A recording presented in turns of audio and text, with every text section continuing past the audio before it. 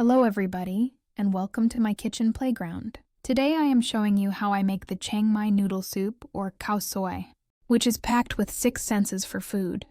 We will prep all the ingredients first to make the cooking easy and is in odor.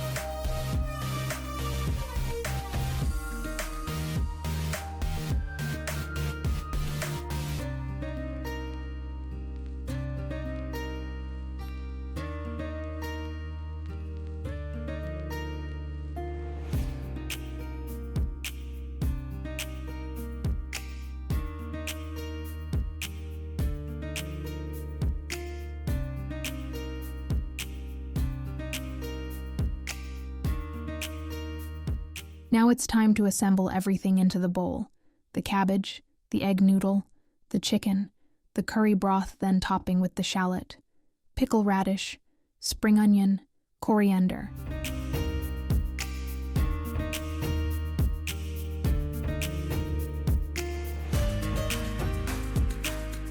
I spice it up with a teaspoon of chili oil, and here it is, my Chaing Mai noodle soup.